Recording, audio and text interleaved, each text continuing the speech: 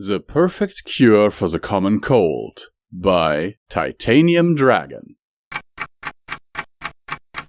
My, Rainbow Dash really did do a marvelous job with the snow, didn't she? Rarity said as she surveyed the frozen landscape from her spot on the bridge.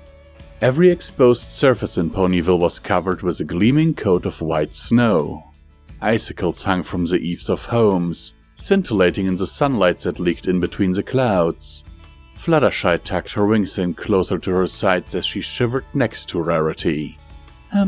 Yes, it's very pretty. Rarity turned toward her friend. Whatever is the matter, darling? Oh, it's nothing. It isn't nothing, Rarity said, putting her hoof on Fluttershy's shoulder. Clearly something is amiss. Did Rainbow Dash put a bit too much snow on your cottage? Did you not leave the stream clear of ice so that you could fish? Oh, no, nothing like that. Fluttershy shook her head. It's just that I forgot to tell my little animal friends that winter was coming early again this year. Rarity sighed. Did Rainbow Dash forget to drop by your cottage to warn you? Fluttershy hung her head. No, she remembered. I was just so worried after how she acted when Tank went into hibernation last year. I guess I thought she would need me to look after her again. I got so worked up worrying about how she would feel when she showed up and told me about how excited she was for the storm this year. I got excited too. Fluttershy sighed. I got so excited I forgot I needed to warn the animals that winter was coming until it started snowing. Oh, was that the only thing distracting you? Rarity winked. I don't know what you're talking about. Fluttershy suddenly seemed to find the glistening ice hanging from the bridge to be the most fascinating thing in the world. Now, darling, you know I don't mean to pry, but... Rarity stepped over to put the hoof on Fluttershy's shoulder, only to withdraw it in shock. Why, you're practically an ice sculpture. Have you been out in the snow all day? Fluttershy nodded. Since last night, actually. I had to. I couldn't leave my friends out in the cold just because I forgot to warn them. Oh, you poor thing! Here, take my scarf! Rarity's horn lit up, peeling the pink scarf from around her neck and placing it around Fluttershy's shoulders. Is it better? A little, Fluttershy said, smiling weakly before another shudder ran through her body. Well, perhaps it is time we went inside then, and got you all warmed up. Oh, it's all right. I'd hate for you to miss out on this because of me. Rarity waved her hoof. Nonsense! I'd hate for you to catch a cold. Thanks, but really, it's no problem. Besides, Rainbow Dash would be so disappointed if I didn't like it. Fluttershy fell back on her haunches, rubbing her hoofs together to keep warm. I'm sure she'd understand. Rarity stepped forward, smiling encouragingly. How about you and I go get something warm to drink, and then we can talk about... Howdy, girls! What are you two doing out on the bridge? The two ponies on the bridge jerked their heads towards the sound of Applejack's voice. Oh, hello, Applejack. And Rainbow Dash as well, I see. Rarity beamed at her friends. I'm afraid we were just about to go inside. What? And miss out on the awesome snowstorm I put together? Rainbow Dash sprung up into the air, spreading her hoofs wide as she gestured at the snowy landscape. Come on, you've got to admit this is pretty cool. I mean, look at the way the icicles are bent underneath the bridge. You can't get that without just the right amount of wind. Yes, Rarity said, rolling her eyes. It is very cool indeed, if you get my drift. Rarity laughed as she flew over to prod Rarity in the chest with a cold hoof. What? Too cold for Miss I wear clothes? I thought they were supposed to keep you warm. Rarity brushed the damp spot on her coat with her hoof. Yes, well, I'm all right. It is just that poor Fluttershy has been out all day helping her little animal friends deal with the snowfall. I was just thinking this was a perfect time to get a nice warm cup of cocoa. Oh, jeez.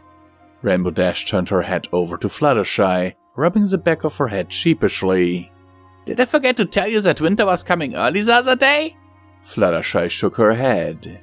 Oh, no, I just forgot. She shivered again, her legs quaking underneath her body. Here, let me help. Rainbow Dash leaned next to Fluttershy on the bridge, spreading out a wing and draping it over her friend's back before she gave an involuntary shiver of her own. Jeez, Fluttershy, you really are cold. What you do, jump in a stream or something? Fluttershy's cheeks reddened. Well, Mr. Otter said he was hungry. Rainbow Dash shook her head as she began to guide Fluttershy back into town. Come on, let's get you warmed up. Oh, you don't have to, Fluttershy said, taking a half-hearted step to the side. Of course I do, Rainbow Dash replied, leaning into Fluttershy's side as she tucked her wing closer in around her friend. You're freezing. Now, ain't that the cutest thing? Rarity nodded her head as the two Pegasi set off for town through the snowy streets, Fluttershy hesitantly leaning into Rainbow Dash's side. It is simply darling. A pity that Fluttershy will never say anything. Applejack blinked. What? Nothing. Rarity coughed into her hoof, glancing around. Say, Applejack. Yes, Rarity. You know, now that I come to think of it, it really is dreadfully cold. Why, I'm afraid I'm practically frozen to the spot. Rarity gave her best impression of a shiver as she scooted closer to her friend. Applejack arched her brow. What? Rarity pouted, stamping her hoof into the snow. I'm cold. Well, what do you expect me to do about it? Maybe you should put on a scarf or something. Author's note. Thanks to everyone with the right of association who gave me feedback on this piece.